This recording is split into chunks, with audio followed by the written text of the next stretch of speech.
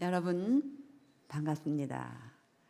3월 중순에 홍문수 목사님께서 새생명축제에서 말씀을 전해달라고 부탁을 받았어요. 그래서 망설임 없이 예스라고 대답했는데 이 자리에 서니까 긴장이 몹시 됩니다. 저를 부족한 자를 여기까지 인도하신 하나님 아버지께서 오늘 이 자리에 여기에 계시기를 간구합니다. 옆에 있는 분들에게 한 번 더 인사할까요? 반갑습니다. 참 잘 오셨어요. 자, 오늘 말씀 한 번 더 읽겠습니다. 그들이 대답하였다. 주 예수를 믿으시오. 그리하면 그대와 그대의 집안이 구원을 얻을 것입니다. 제목은 연약한 자를 쓰시는 좋으신 하나님입니다. 시작하기 전에 재미있지만 조금 안쓰러운 동영상을 보여드리겠습니다.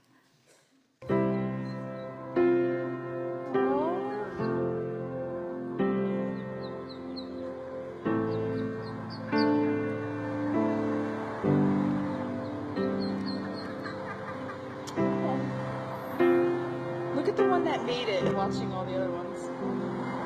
Oh!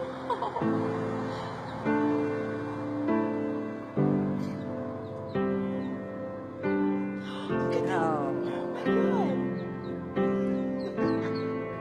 Oh, they're trying so hard. No! They're giving up.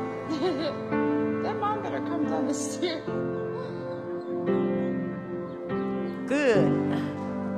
박수요?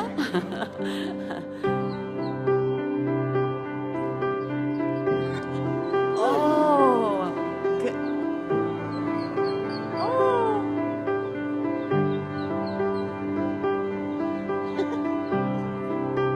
와.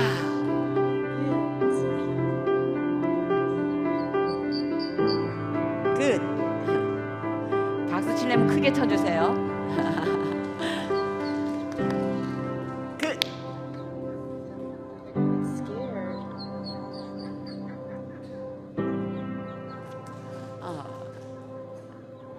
끝.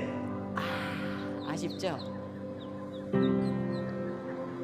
I feel like being far away is better. I get a view of all of them. And they're doing it. 아, Some of them. But she's just gonna leave them. 꼭 골이 나는 것 같죠? 골 넣는 것 같죠? 끝. 끝. 끝. Oh, the last. There we go. Last one.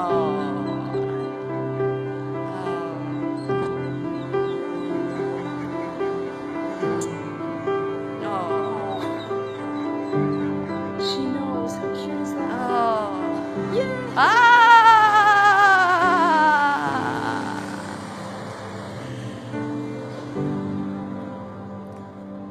여러분이 보신 동영상에는 포기하지 않은 두 종류의 오리가 있었어요. 첫 번째는 아둥바둥하면서 한 단계 한 단계 끝까지 계단을 올라 어미 오리에게 간 새끼 오리죠. 두 번째는 아기 오리들이 다 올라올 때까지 안절부절하며 아기 오리들과 같이 왔다 갔다 한 어미 오리입니다.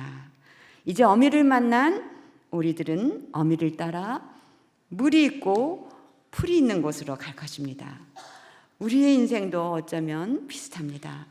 더 높은 곳을 향해 안전한 곳으로 아둥바둥 올라가는 오리처럼 저희들도 아둥대며 올라갑니다. 때로는 포기도 하죠. 저의 삶도 그랬습니다. 저는 경기도 동두천시의 가난한 목사, 사회사업가, 교육자의 7자녀 중 셋째 딸로 태어났습니다. 여러분 동두천시 아세요? 오, 아세요? 네. 제가 태어날 때는 한국에서 제일 큰 미군 부대가 주둔했던 군사 지역이었어요. 아주 작은데 여러분이 안 되니까 신기하네요. 자신들이 살기도 어려울 때 전쟁 고아들을 150여 명이나 돌보며 목사로 그리고 시골 중고등학교 교장을 운영하시던 부모님의 가난. 그 가난은 바로 저희 자녀들이 마주해야 되는 현실이었습니다. 근데 어느 날 부모님이 제가 좋은 성적표를 가져왔어요. 1등은 아니었어요. 근데 되게 좋아하시는 거예요. 깜짝 놀랐습니다. 저는 항상 심각한 부모님만 봤는데, 그래서 저는 부모님을 기쁘시게 하고 싶고 또 인정받고 싶어서 공부 열심히 했습니다. 여러분 공부하는 거 좋아했어요? 솔직하게 얘기하세요. 혹시 지금도 공부하는 분들이 계실지 모르지만 공부하는 거 그렇게 재밌지 않아요. 힘들었죠. 저도 싫었어요. 그렇지만 부모님을 기쁘시게 하기 위해서 그리고 공부했어요. 그리고 열심히 공부해서 원하는 대학에 진학했습니다. 저희 어머니는 하도 고생을 많이 해서 딸은 돈 많은 집에 시집 가서 잘 살기를 바라는 것이 오직 우리 어머니의 희망이었어요. 40년 전에는 여성들이 대학에 가서도 직장을 갖는 경우가 많지 않았어요. 그래서 저는 어머니의 기쁨이 되고 또 어머니가 바라는 삶을 살고 싶었지만 대학생이 되니 제 생각도 있었습니다. 다른 학생들처럼 미팅도 하고 1학년 때요. 고고장에도 가고 개강 파티, 종강 파티 했을 것 같아요? 해야죠. 그런데 제 배경이 목사, 사회사업가, 교장 딸이에요. 그러니 얼마나 불편했겠어요. 남은 그렇게 자연스럽고 즐기는데 저는 꽂아놓은 보릿자루 같은 거예요. 대학에 가면 낭만과 자유가 있을 텐데 그렇게 생각했는데 아니었습니다. 너무 오래전 얘기를 하는 거죠. 오래전 얘기예요.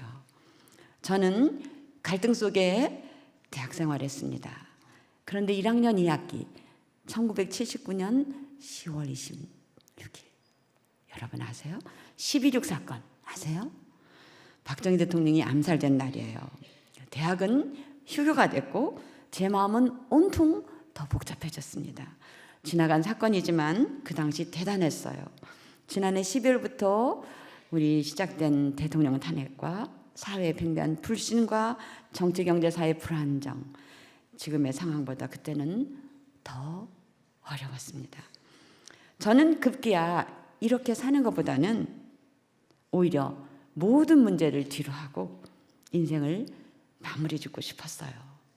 그런데 어릴 때부터 들어갔고 배워왔던 전능하신 하나님이 떠오르면서 그분이 살아계신다면, 나를 사랑하신다면, 나를 위해 하나밖에 없는 아들 예수님을 주셨다면, 그리고 죽음 다음에 천국과 지옥이 있다면 그러면 어떻게 되는 것일까?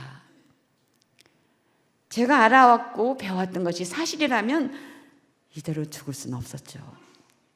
저는 대학교 1학년 2학기 12월 달 추운 겨울날 하나님 앞에 고독한 존재로 서서 간절히 하나님이 살아계시고 나를 보고 계시고 또 내가 무엇 때문에 이렇게 몸부림치는지를 알고 있다면 하나님 당신의 존재를 나한테 알려주세요. 부르짖었습니다. 그렇지 않으면 저는 이대로 죽겠습니다. 그렇게 목숨을 담보로 하나님을 찾았습니다. 하나님은 저의 기도를 들으시고 저를 만나 주셨습니다. 주님의 존재를 체험한 뒤 전능하신 하나님 Almighty God을 만난 이후 두려웠어요. 그리고 저는 달라졌습니다. 누구든지 그리스도 안에 있으면 이거 없어도 돼요. 그렇죠? 그는 새로운 피조물입니다. 옛것은 지나갔습니다. 보십시오. 새 것이 되었습니다.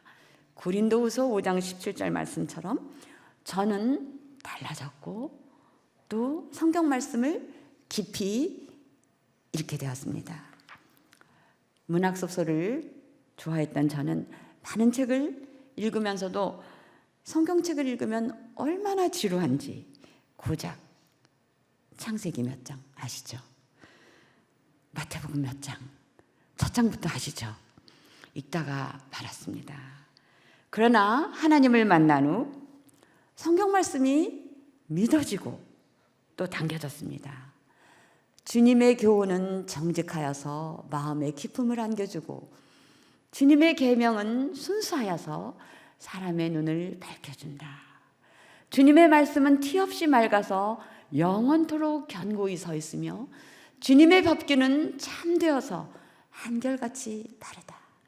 주님의 교훈은 금보다 순금보다 더 탐스럽고 꿀보다 송이꿀보다 더 달다는 시편 18편 8절에서 9절 말씀처럼 송이꿀보다 꿀보다 더 성경 말씀이 달게 느껴졌습니다. 그리고 주님의 말씀은 내 발의 등이요 내 길의 빛입니다 라는 성경 말씀처럼 저에게 말씀이 어둠을 밝히는 등불처럼 환히 비춰주었습니다. 그리고 저는 대학의 기독학생연맹반 IBF에 들어가 말씀과 기도와 전도의 삶을 살게 되었습니다. 기독학생연맹반에서의 삶은 대학 4년과 대학원 2년 그리고 지금까지 제 삶에 큰 영향을 미쳤습니다.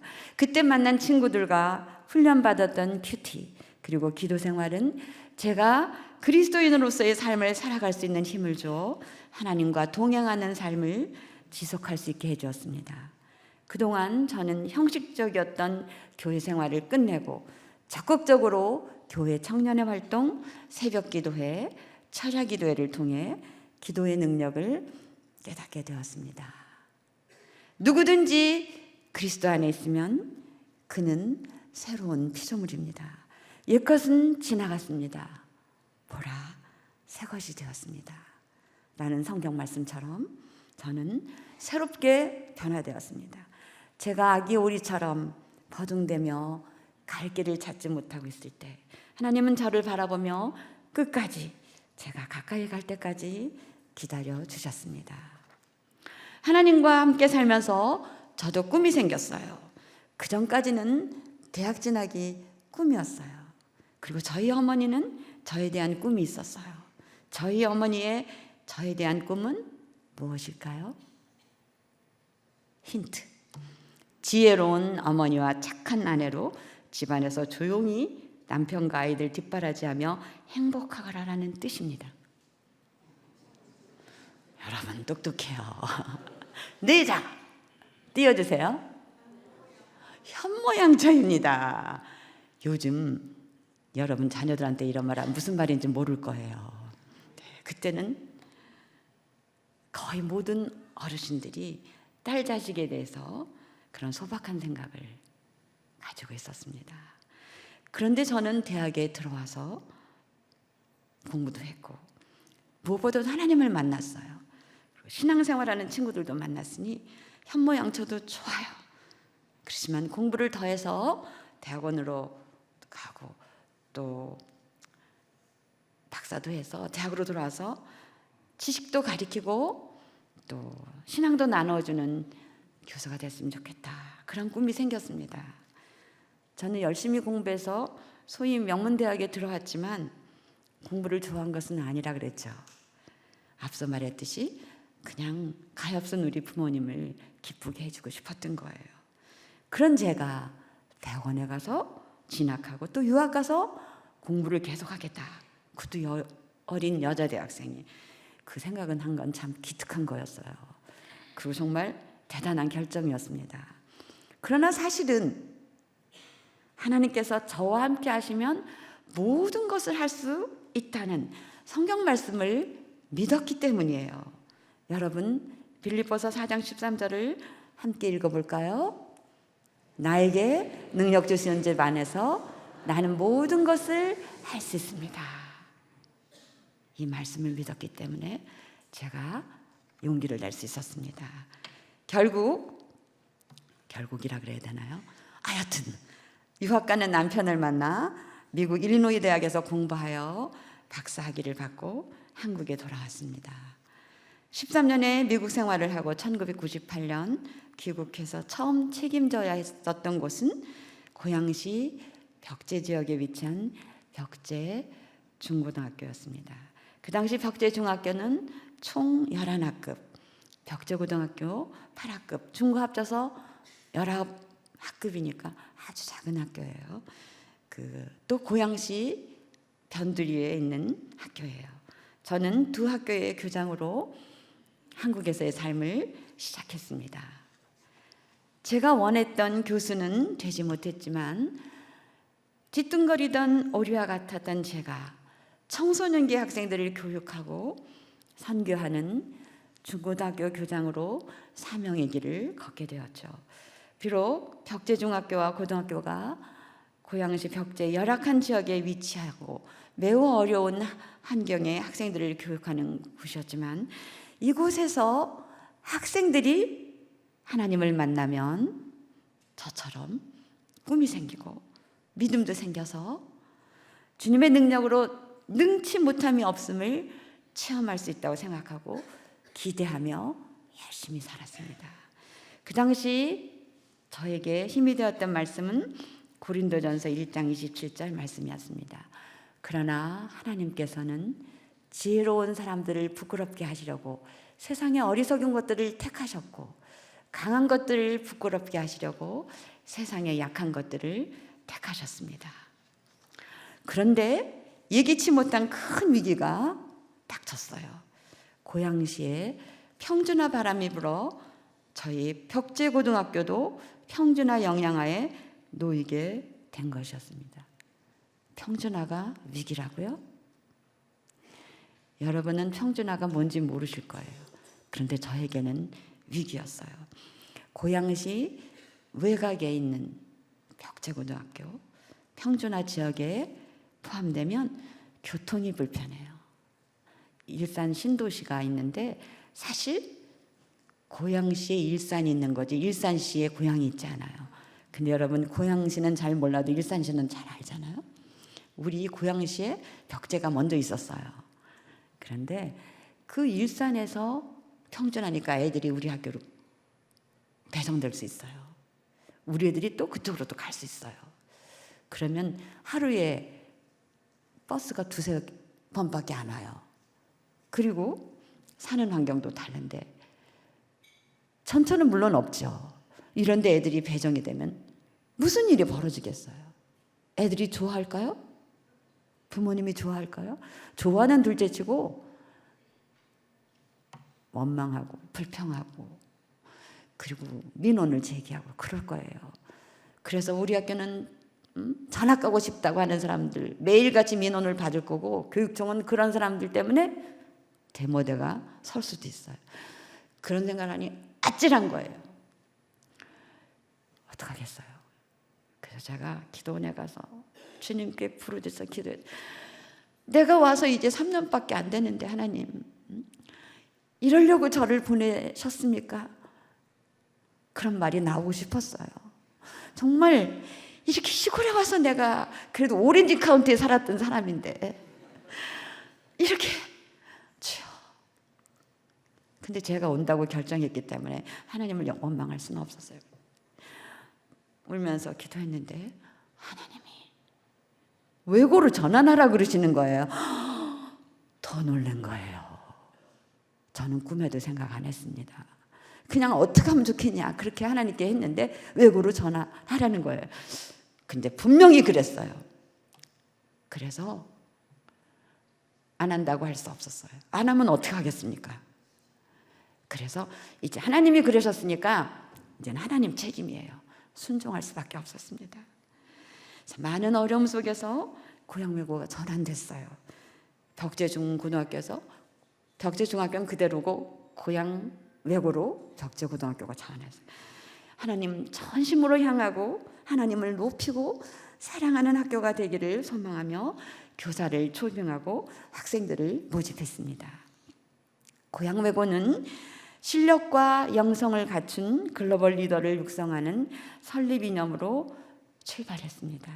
교육과정, 교사, 건물 등에 대한 대단한 혁신과 모험이 필요하고 변화를 요구하는 결정이었지만 하나님이 그 길을 가라고 하셨고 순종할 수밖에 없어서 주님께 간구하며 지금까지 왔습니다.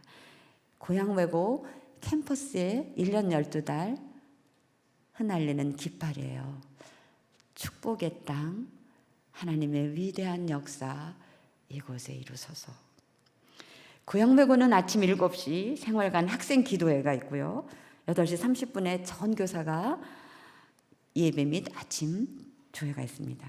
교사들은 힘차게 찬양하며 말씀과 기도로 하루를 시작합니다. 아침 수업이 시작되기 전 각 반 전교실에서 아침 예배를 드리며 하루를 맞습니다. 주중에는 각 학년마다 학년 기도회가 있고 교사들은 매주 수요일 소그룹으로 교사 신우회를 갖습니다. 전체 학생들을 위해서 모교 찬양 집회도 있습니다. 매달 영성 깊은 명사들을 초청해서 명사 초청 체프를 드립니다. 매달 둘째, 넷째 목요일 저녁에는 학부모 기도회가 있습니다. 저는 학부모들과 23년째 학부모 기도회를 하고 있습니다. 실력 있는 학생들을 기르는 일은 전국의 모든 고등학교에서 이루어집니다. 그러나 고향외고는 실력 있고 또한 영성 깊은 지도자들을 기르기 위해 전교사가 수고하고 있습니다. 여호와께서 말씀하신다. 그가 나를 사랑하리니 내가 그를 구하리라. 그가 내 이름을 알았으니 내가 그를 높이 들리라. 그가 나를 부를 것이니 내가 응답하리라. 내가 그의 고통과 함께 하겠고 그를 건져 영광스럽게 하리라. 시편 91편 14절에서 15절 말씀처럼 하나님을 사랑하고 부르짖어 기도하는 저희 고향외고를 하나님은 살피시고 높여주셨습니다. 고양시에서 가장 낙후된 지역에 있는 기피학교 벽제고를 고향외고로 높여주시고 2020년 작년에 서울대 19명, 연세대 29명, 고려대 32명, 서강대 32명, 성균관대 41명 등으로 학생들을 진학시켰습니다. 놀라지 않으시죠? 여기 보니까 세화고등학교 있더라고요. 그래요. 그런데 이건 24년이에요. 저희 외고는 오랜 기간 두들겨 맞았습니다. 탄압을 받았습니다. 탄압을 받기 바로 전에는 스카이 클럽 200이에요. 스카이 서울대 연대 고대 200명 이상 보낸 학교가 4개 있었어요. 4학교가 있는데 그중에 저희가 둘째 번이었습니다. 그래서 보여요?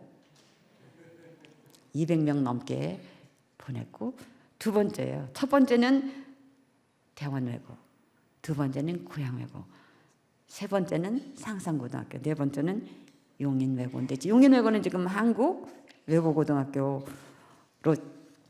전환해서 날리고 있습니다.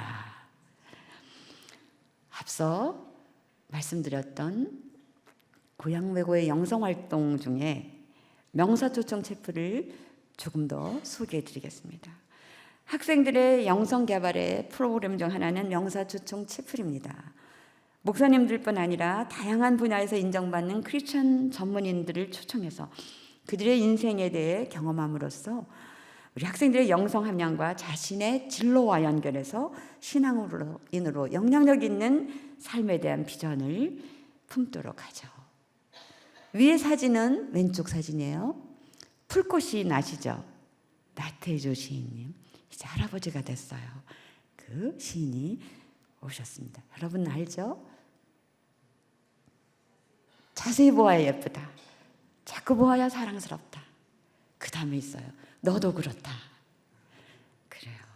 또 옆에 있는 사진은 손준 메가스터디 사장님이십니다. 2023년 초청된 명사님들입니다. 나태주 시인과 손준 대표님 외에도 고등과학원의 김인강 교수님, 서울대 원자핵공학과 조용규 교수님, 미국 페어팩스 카운티 교육위원을 9번이나 한 한국인 문희룡 변호사님 모셨습니다. 그리고 2023년 방학감사 예배로 홍문수 목사님이 오셨습니다. 그런 인연, 박수 크게 쳐주세요. 그런 인연으로 고양시 구석에 있던 제가 오늘 여러분 앞에 올 수 있었던 것 같습니다. 고양외고와 고양제일중학교는 1년에 2차례, 봄에는 부활절과 가을에는 추수감사절 예배를 전교 학생들이 운동장에서 예배드리고 세례식을 합니다. 지난해 4월에 부활절 세례 동영상을 잠시 보겠습니다.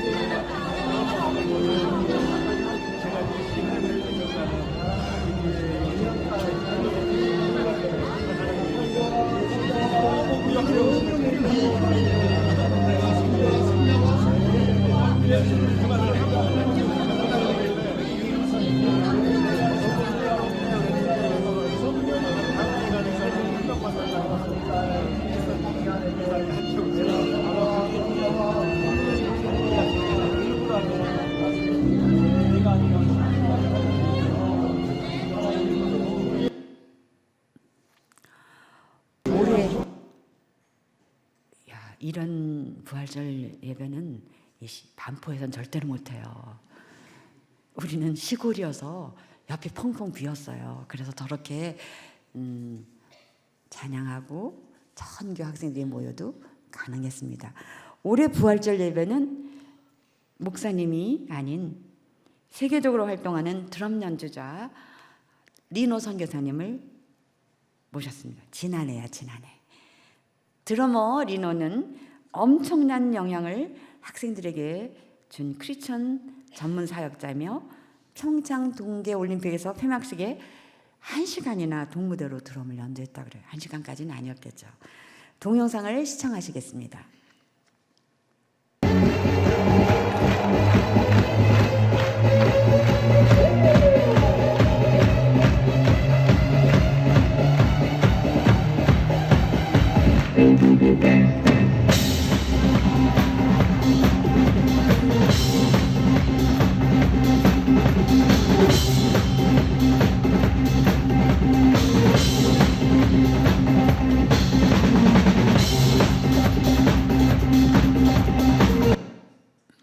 자, 60, 70년대 시골 학교에서 벌어진 풍경 같죠? 리노 선교사님은 드럼을 열정적으로 연주하는 것 못지않게 학생들에게 영혼을 흔드는 강력한 메시지를 주셨습니다. 고양외고와 자매학교인 고양제일중학교 두 학교 연도별 세례자 숫자를 살펴보겠습니다. 쭉 보시면 2023년 126명, 부활절하고 추수감사절 때 세례받은 숫자예요. 근데 2024년 부활절에는 고양외고가 126명, 고양제일중학교 29명, 총 155명이 세례를 받아서 그해 작년에는 200명을 넘게 세례를 주었습니다. 모든 영광을 하나님께 돌리는 감동의 예배를 드렸죠. 올해 부활절에는 주님은 왕이십니다 를 작곡하신 김민규 목사님을 모셨고 고양외고 102명, 고양제일중학교 20명, 총 122명의 학생들이 세례를 받아 감동하며 영광의 왕께 부활절 예배를 올려드렸습니다.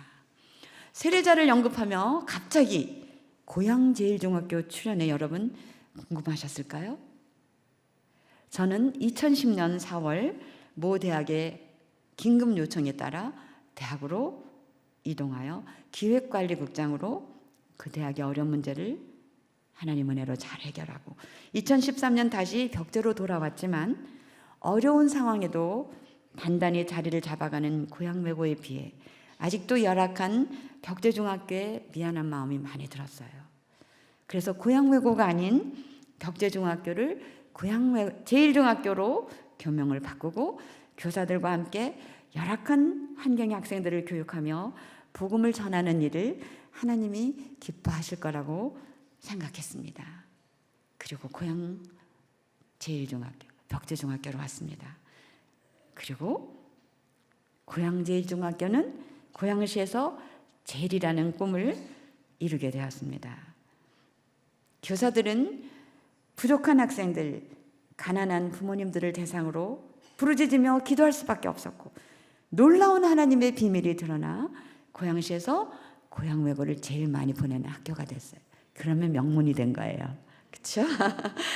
그리고 고양시 40여 개의 중학교에서 학생 수가 줄지 않고 늘어나는 기적의 학교가 되었고 예체능, 교과, 과학 등 전 분야에서 수상을 하는 명문 중학교가 되었습니다. 이렇게 든든한 고향 제일중학교도 지난 2, 3년 동안 저출산의 고통을 함께 겪고 있습니다. 지난해 여름 오래전 중학교를 졸업하고 연세대학원에서 박사학위를 받은 작은 스티브 호킹스 민경현 학생이 박사 논문을 두고 저를 찾아왔으나 아쉽게도 저를 만나지 못해서 논문과 작은 선물을 두고 갔어요. 제가 벽제중학교 교장 시절이죠. 오래전이에요. 뇌속마비로 전신마비가 된 소년이 저희 학교에 입학하게 되는 거예요. 저는 학교에 장애인을 위한 시설이 없어서 불편하기 때문에 얘는 장애인 시설이 있는 곳으로 가는 게 좋겠다. 그렇게 얘기를 했습니다. 그런데 어머니는 아들이 초등학교 친구들이 가는 학교에 같이 가고 싶어 하고 사실 얘는 얼마 못 살아요. 그래서 꼭 이 학교에 왔으면 좋겠다. 그런 말을 전해 들어서 제가 어떻게 결정을 해야 되겠습니까? 그럼 그 학생을 받아들이자. 그리고 급히 고양시 시장님께 면담을 요청했어요. 시장님께 간곡하게 학생을 위해서 엘리베이터 놓아달라고 해결했습니다. 하나님의 도우심으로 시장님 마음 바꾸셨어요. 다른 곳에 예산을 줄여서 벽제중학교 엘리베이터를 놓아줘라. 그리고 예산을 확보해 주셨어요. 1억도 안 됐어요. 근데 우리는 엄청 큰 돈이었어요. 근데 시장님은 가능했어요. 할렐루야. 그래서 엘리베이터가 생겼고 경연이도 그 엘리베이터를 이용하고 어머니와 교사, 친구들의 응원 속에서 무사히 졸업했습니다. 그리고 아직도 살았어요. 그리고 연세대학교 박사 논문을 들고 모교에 나타났어요. 감격이었어요. 저게 걔가 쓴 논문이에요. 논문 제목이 Nearly Degenerate Z-and ZSF 무슨 말인지 모르겠어요. 예, 물리학을 전공했대요. 진짜 스티븐 호킹스예요. 그런데 그 엘리베이터가 경연이만 위한 게 아니었어요. 그 이듬해부터 시작된 중학교에 무료 급식 실시됐어요. 근데 우린 식당도 없었죠. 또 주방도 없었죠. 교실만 있었어요. 고향외고의 급식소에서 근데 밥을 만들어 줄 수 있어요. 우리까지. 근데 어떻게 운반을 하냐 이거예요. 5층 건물인데. 바로 그 엘리베이터를 가지고 밥차가 다 올라간 거예요. 그래서 각 교실에 다 분배해서 지난해까지 밥을 잘 먹였습니다. 얼마나 감사해요. 우리 다 굶을 뻔했어요. 2022년은 고향 제일중학교가 설립된 50년이 되네 했어요. 50주년 행사를 해야 하는데 한 번도 50주년을 해본 사람이 없었죠. 그래서 망설이고 걱정하는 교장선생님께 우리 요란하지 않고 품 있고 인상적이고 기억이 될 만한 거 하자. 그리고 함께 행사를 준비했습니다. 학교 설립 때는 제가 없었죠. 근데 제가 살아서 50주년 행사를 할 수 있다는 건 영광이었습니다. 교장 선생님과 교감 선생님 모두 한 마음으로 준비했고 학생들이 멋진 공연도 일품이었습니다. 목사님의 귀한 50주년 신년이에요. 그 큰 은혜를 말씀을 주셨습니다. 그동안 긴장해서 제가 며칠 동안 생각도 못했어요. 행사를 마치고 며칠 후에 기도하는 중인데 불현듯 50주년 행사를 이렇게 잘하고 큰 영광의 예배를 하나님께 올려드리는데 하나님은 어떤 선물을 주실까 궁금했습니다. 여러분 자녀일 생일 되면 뭐 줘요? 안 줘요?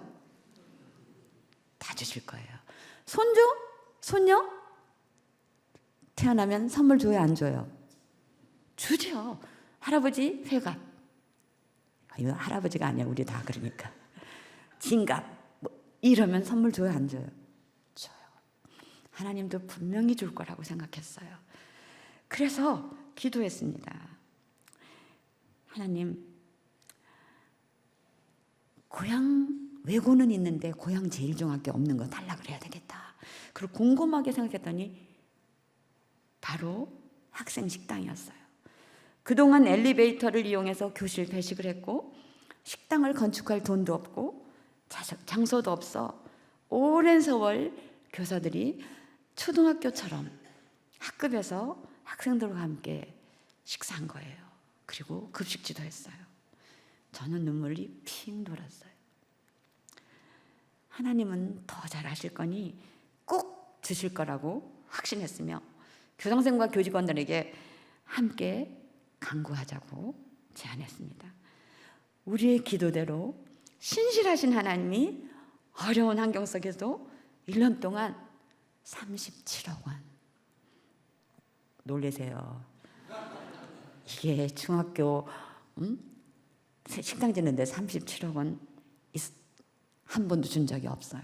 그런 재정을 확보하게 하셨고 1년 동안 어려운 봉사를 잘해서 대한민국에서 가장 멋지고 가장 자랑스럽고 하나님이 만나면 막 달려들어가서 안아드리고 고맙습니다. 그렇게 하고 싶은 멋진 글로리아 학생 식당이 작년 8월 말에 준공되었어요. 학생들은 각 학년 3계층에서 즐거움으로 맛있게 식사하며 청소년기의 건강을 유지합니다. 위 사진은 1학년 학생들이 사용하는 5층 식당입니다. 멋지죠? 멋진 현대식 식당이에요. 와, 이제는 그러시네. 네, 3계층이에요. 4층은 2학년 애들이 있어요. 그래서 4층에 있는 글로리아 식당, 여기는 근대식이에요. 그리고 3층에는 3학년 학생들이 있어요. 3학년 애들이 쓰는 전통 스타일 식당입니다. 이 3계층 모두 우리가 글로리아 식당, 영광의 식당이라고 합니다. 신실하신 하나님은 우리의 간절한 기도를 들으시고 필요한 것들을 다 주셨어요. 1998년부터 벽제 지역에 와서 교육할 때 교사도 교실도 건물도 체육시설도 모두 다 부족했습니다. 있는 건 건물 2개와 운동장 하나였어요. 하나님은 크신 계획대로 학생들을 보내주셔서 학급이 늘어나면서 교사들을 해마다 채용하게 되었습니다. 벽제고등학교는 극적으로 고향 외고로 전환하게 하셔서 실력 있고 영성 깊은 교사들을 전국에서 세계에서예요. 저희가 영어과, 일본어과, 중국어과, 스페인어과 있어요. 그러니까 세계에서 모셔와야 돼요. 이렇게 모집하고 늘어나는 학급을 위해 교실, 여학생과 남학생 생활관, 다목적 강당, 체육관, 실내 체육시설, 농구장 등을 교사들과 학부모들이 함께 부르짖어 기도할 때 하나씩 선물로 주셨어요. 우리는 고향 외고와 고향 제일중학교 이곳이 있는 곳을 축복의 땅이라 부르며 하나님의 위대한 역사 이곳에 이루어지기를 날마다 기도합니다. 1998년 중학교, 고등학교 각각 한 개씩 총 2개의 건물이었는데 2017년 제가 퇴직할 때 14개의 건물이 세워졌습니다.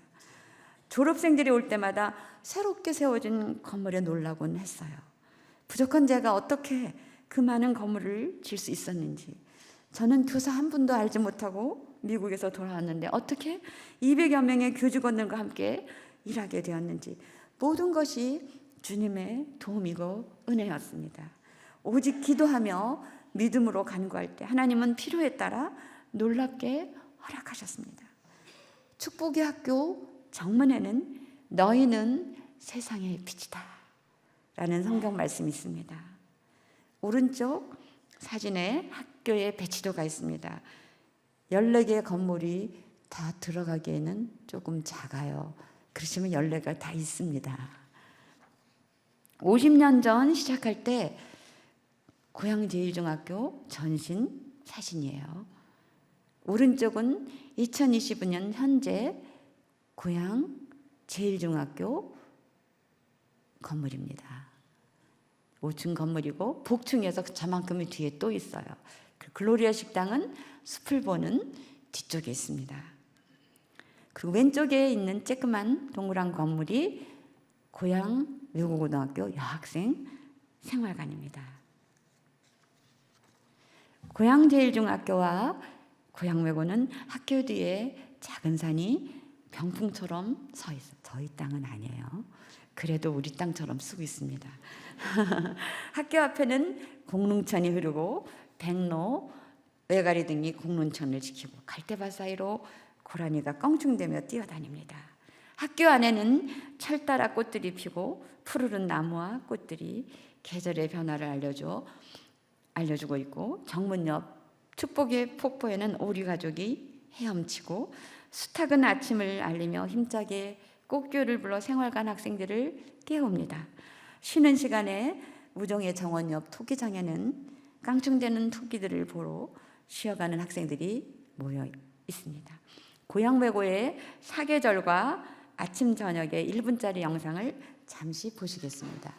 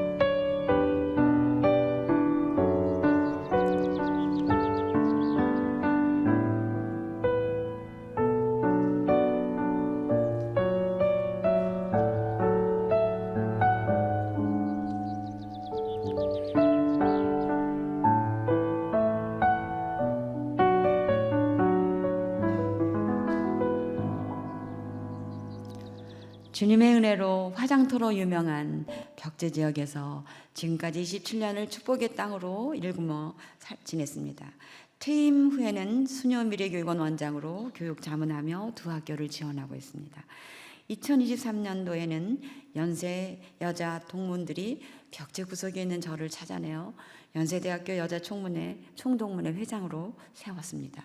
지난해에는 연세대학교 채플에서 후배들에게 말씀을 전하는 기회가 있어서 모교에서 복음을 전하고 싶었던 오래전 저의 소망이 이루어져서 대학생들과 대학원 학생들에게 복음을 전했습니다. 제가 미국에서 귀국할 때 4학년, 2학년, 1살이던 세 아이도 모두 성장해서 더 넓은 세상을 향해 차례차례 나아갔습니다. 세 아이 모두 MZ세대입니다. SNS, 스마트 사용, 소셜미디어를 통한 정보 획득의 일상생활인 디지털 원주민들이죠. 대부분의 인간관계도 디지털에 의지하고 재택근무가 가능한 세대입니다. 워라밸을 추구하고 개성과 경험을 중시하며 빠른 변화에 적응하며 환경보호와 지속가능한 소비와 사회 문제에 대한 관심이 높죠. 이곳에 MZ세대는 없죠. 그렇지만 이곳에 계신 여러분의 자녀들이나 손주들은 MZ세대일 거예요. 큰아이는 스탠포드 대학과 대학원을 졸업하고 IT 기술 회사들이 모여있는 실리콘밸리의 구글에서 일하고 있어요. 둘째 딸은 교육학으로 박사학위를 받고 교육 컨설팅 회사의 원장으로 재택근무하며 두 아이를 기르고 있습니다. 막내 아들은 대학과 대학원에서 국제개발을 전공하고 워싱턴 DC에서 국제개발 전문회사에서 일하며 저녁에는 로스쿨 다니고 있어요. 전형적인 MZ 세대입니다. 세상은 너무 빠르게 변하고 있고 젊은이들은 빠른 변화에 적응하고 있지만 엄청난 스트레스를 겪으며 아주 중요한 것들을 포기하고 있습니다. 건강보험 심사평가원의 보고서에 따르면 우울증이 4년간 33.9%가 증가했다고 해요. 우울증은 가장 흔한 정신장애가 되었고 정신병처럼 빠르게 증가하고 있습니다. 특히 20, 30대에는 45.7%, 거의 50%가 증가했다고 보고했습니다. 원인으로는 취업 스트레스, 윗세대 간의 세대차, 치열한 경쟁으로 성공에 대한 압박감, 불투명한 미래, 가족, 연인 관계 같은 대인 관계, 코로나 시대. 그런데 또 코로나가 온다는 것 같아요. 동영상 하나를 보겠습니다. Kde postoupil do druhé.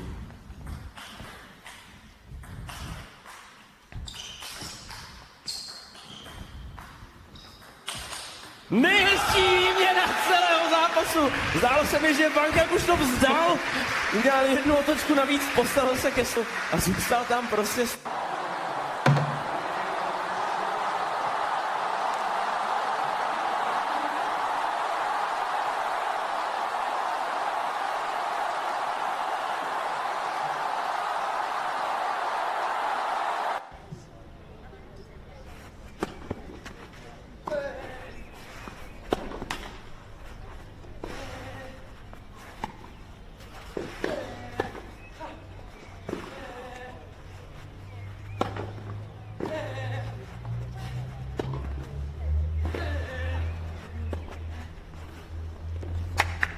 The men's long jump final.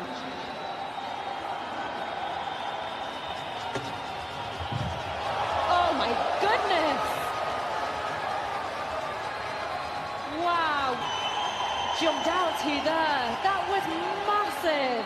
My heart is pounding, setting it up right here. Oh my goodness! That was beautiful! Floated down! The room he had. This place is jumping. 진짜 아니에요. 가상이에요. 다행히. 그런데 앞으로 스포츠 각 분야에서 로봇의 실력이 인간을 능가할 겁니다. 만약에 같이 경쟁한다면요. AI라는 말이 요즘 우리들의 일상 대화에 쉽게 등장하죠. 우리는 AI, 인공지능 시대에 살고 있습니다. 엄청 편리한 시대죠. 곧 모든 분야는 인공지능의 영향 아래 있고 사람이 할 일을 인공지능을 가진 로봇들이 하게 될 겁니다. 로봇에 의해 인간들은 경쟁력이 떨어져서 많은 직업들과 직장들이 사라질 겁니다. 이미 우리 주변에서는 직원보다는 키오스크로 주문과 지불을 같이 하는 음식점이 거의 다 되고 있어요. 로봇들이 생일 축하 노래도 대신하는 모습을 봅니다. 또 다른 동영상을 볼까요? He speaks 13 different languages too. That's a lot of languages. English, French, German, Welsh, Polish, Spanish, Russian, Japanese, Korean, Romanian, Italian, Portuguese, Arabic, and Mandarin. And he'll respond in all of those. That's so cool. It's pretty What, cool. what role did alchemy play in ancient Egypt? Well, alchemy in ancient Egypt was both a spiritual and practical pursuit, intertwined with the mysteries of transformation. It symbolized the journey from base matter to enlightenment, reflecting the sacred process of inner purification and rebirth. This art of change went beyond mere experimentation with metals. It mirrored the soul's evolution toward divine unity. The practitioners believed that by transforming elements, they could also transform themselves, unlocking deeper truths about existence. 미국 LA에 있는 게티 뮤지엄에 등장한 AR을 이용한 이집트 밀랍 해설사입니다. 제 아들이 연금술에 대해서 물어보니까 줄줄줄 설명합니다. 15개 언어로 할 수 있대요. 거기 한국말도 나와요. 박물관이나 미술관에 가면 헤드폰을 끼죠, 우리가. 그리고 설명을 들으면서 관람하는 것이 예전에 지금까지 셀프 관람이었는데 이제는 로봇과 대화하며 비슷하잖아요. 저 이집트 사람처럼. 궁금한 것은 무엇이든지 물어볼 수 있는 세상이 되었습니다. 휴대폰도 진화해서 스크린 없이 이 손바닥에 화면이 있는 거예요. 최근 왼쪽 사진처럼 휴대폰이 아니라 핀이라는 휴대핀이라는 게 선보였습니다. 어떤 회사는 무척 긴장하겠죠. 올림픽에서 메달을 거머쥔 승리자의 기쁨은 영원할까요? 금메달을 얻기 위해 얼마나 많은 실패를 했으며 앞으로 그 기록을 유지하거나 추월하기 위해 얼마나 불안할까요? 승리자는 패배의 경험이 있고 그것을 극복하지 않으면 엄청난 성취에도 잠을 못 이루는 불안감과 깊은 두려움을 가질 겁니다. 그건 비단 개인의 하나지 않습니다. AI 시대에 글로벌 경쟁력에 뒤지면 국가와 기업의 운명도 담보할 수 없어. 국가와 기업의 대표들도 위기의식을 갖고 새로운 길을 찾기 위해 얼마나 애쓰겠습니까? 활발한 사회적 활동으로 사회적 성취감과 자존감을 얻어야 되는 청년들이 코로나로 사회적 접촉이 억제되어 상대적으로 박탈감을 갖게 되어 코로나 이후 30대 남성, 대학교 졸업 이상의 높은 교육 수준을 가진 남성인 경우 자살 계획률이 코로나19 유행 이전에 비해 크게 증가했다고 보고 있습니다. 여러분은 어떠십니까? 어떠세요? 행복하신가요? 누구나 부러워하는 강남에 살고 계십니다. 싸이의 강남 스타일이 한때 전 세계를 강타했죠. 올해 챗 GPT, 딥시크, 양자 컴퓨터 등 인공지능 시대로의 진입이 가속화되었습니다. 무한 경쟁의 시대라는 말이 현실적으로 다가옵니다. 큰아들이 있는 구글 회사뿐 아니라 실리콘밸리의 엔비디아, 메타, 애플 등의 회사들이 앞다투어 인공지능 개발에 열을 올리면서 다른 회사에서 무자비하게 인재들을 빼오고 있어요. 그동안 잘 나가는 IT 회사들까지도 구조조정을 통해 큰 파도의 위협에 대처하고 있습니다. 여러분의 가정과 자녀들은 안전할까요? 혹시 상대적 박탈감이나 열등감이나 불안감에 시달리고 있지 않나요? 그런데 저와 여러분은 하나님의 형상대로 지음받은 몸과 정신과 영혼을 가진 신비로운 작품입니다. 창세기 1장 27절 말씀을 함께 읽어보겠습니다. 하나님이 당신의 형상대로 사람을 창조하셨으니 곧 하나님의 형상대로 사람을 창조하셨다. 하나님이 그들을 남자와 여자로 창조하셨다. 이 소식은 반전입니다. AI 무한 경쟁 시대에도 여러분은 하나님의 형상으로 지음받았기 때문에 행복하고 의미 있는 삶을 살아야 합니다. 하나님은 여러분을 너무나 사랑합니다. 그러나 하나님은 영이시기 때문에 사람들과 소통할 수 없죠. 그래서 사람들과 대화할 수 있는 길을 예수님을 통해 알려주셨습니다. 예수님은 이 세상뿐 아니라 죽음 후의 영원한 생에 대해 말씀하셨습니다. 요한복음 3장 16절을 다 같이 읽어보겠습니다. 하나님이 세상을 이처럼 사랑하셔서 독생자를 주셨으니 누구든지 그를 믿으면 멸망하지 않고 영생을 얻을 것이다. 여러분에게 누가 죽은 다음의 삶, 영생에 대해 이야기해 줍니까? 혹시 이곳에 계신 여러분은 죽음을 생각하기엔 아직도 시간이 많이 남아있나요? 아니면 너무 많은 것을 소유하고 있나요? 진리에 대해 알고 싶습니까? 그러나 길 위에서 어느 길로 갈지 몰라 당황하고 불안해하지 않나요? 예수께서 그에게 말씀하셨다. 나는 길이요 진리요 생명이다. 나를 거치지 않고서는 아무도 아버지께로 갈 사람이 없다고 성경 요한복음에 기록되어 있습니다. 하나님의 유일하신 아들 예수님이 하나님 아버지의 애타는 사랑의 마음으로 영생과 천국에 대해 전하시려고 2000년 전 인간으로 이 세상에 오신 건 사실이죠. 예수님이 자신에 대해서 길과 진리와 생명이라고 증언했습니다. 그분이 허황된 정신병자일까요? 2000년 전부터 지금까지 그분을 따르는 수많은 성도들, 통치자, 사상가, 과학자, 예술가, 문학가, 철학자, 신학자 모두 정신병자나 나약한 자들일까요? 여러분 모두 예수님을 잘 알고 있어요. 12월 25일이 무슨 날이죠? 너무 쉬워서 믿지 않는 사람도 이 날은 다 알아요. 쉬거든요. 놀거든요. 선물도 받거든요. 모든 사람이 예수를 모른다고 할 수 없어요.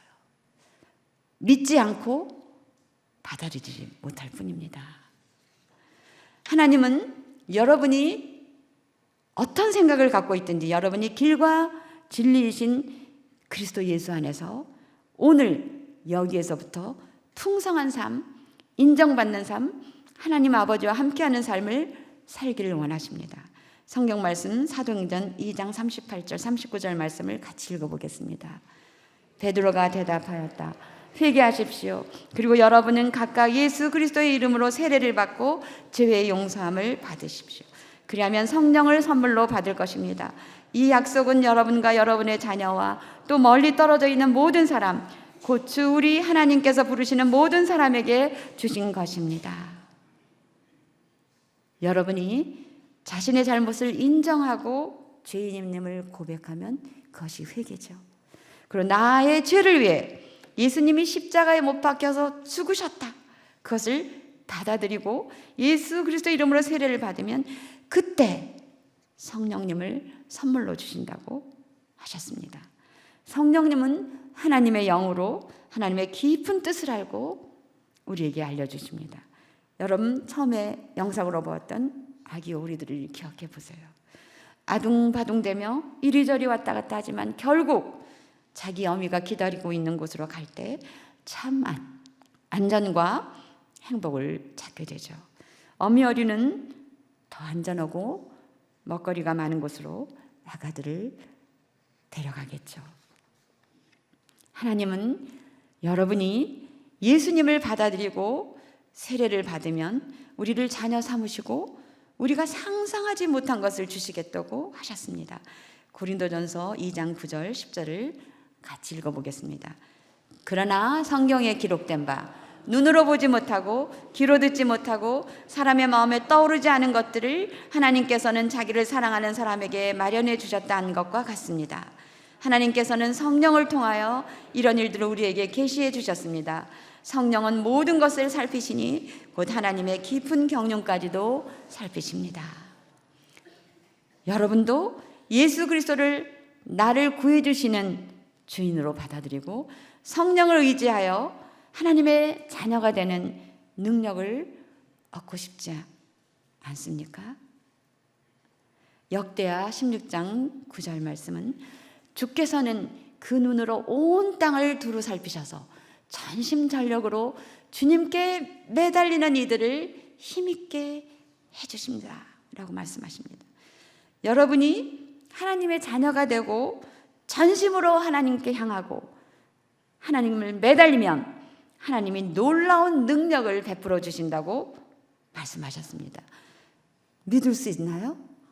아멘. 믿고 싶나요? 아멘. 저는 대학교 1학년 때 이 사실을 믿고 새롭게 되어 지금까지 험한 세상을 하나님과 동행하며 살아갑니다. 여러분도 아버지의 사랑을 받아들이고 예수 그리스도를 영접함으로 하나님의 자녀가 되시기를 바랍니다. 이곳에는 오랫동안 예수님을 믿고 신앙생활 하시며 풍성한 삶을 누리시는 분들이 많으세요. 그렇죠. 그러나 혹시 지금 이 자리에 나도 예수 그리스도를 영접하고 싶다 그런 마음이 드는 분은 있으시면 이 시간 끝나고 저를 만나셔도 되고요. 신반포교회 새생명축제 담당 목사님을 찾으세요. 우리 새생명축제 담당 목사님 어디 계셔요? 어디 계셔요? 그럼 담임 목사님을 찾으세요. 제일 앞에 계십니다. 성경 사도행전 16장 31절 말씀에는 그들이 말하였다. 주 예수를 믿으십시오. 그러면 그대와 그대의 집안이 구원을 얻을 것입니다. 경기도 동두천시 안흥리의 작은 마을에서 태어난 부족한 제가 교장이 되고 여기서 여러분께 이야기할 수 있게 되었습니다. 저희 세 아이들도 제가 교장으로 있던 동네 고양시 벽제에서 자랐습니다. 제 세 아이들은 화장터가 있고 고양시 일산과는 비교할 수 없는 초라한 동네에서 살았지만 예수님을 믿으며 하나님을 향한 소망을 가지고 기도하며 자라서 지금 모두 미국에 가서 소위 성공적인 삶을 살아갑니다. 그러나 성공보다는 하나님이 주시는 축복을 누리며 살아갑니다. 2017년 구정 설 명절 특집으로 SBS 영재 발굴단에서 저희 아이들을 소개했습니다. 사실 저는 SBS 영재 발굴단 프로그램이 있다는 거 몰랐습니다. 저는 저희 자녀들을 하나님께서 사용해 주시기를 기도하고 있습니다. 여러분도 예수님을 믿어 영원한 생명을 얻고 여러분의 가족들도 하나님이 사용하시는 축복된 삶을 누리시기를 바랍니다. 끝으로 아주 귀여운 펭귄 동영상을 보여드리겠습니다.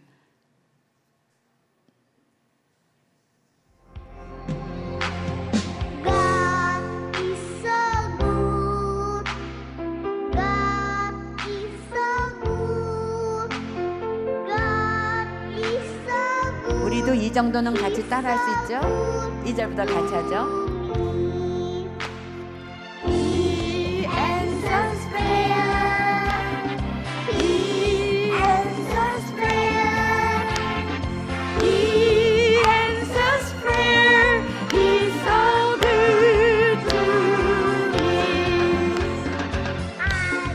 Love him so, I love him so, I love him so, he's so good to. 더 크게. I praise his name, I praise his name, I praise his name, he's so good to me. I praise his name, he's so good to me.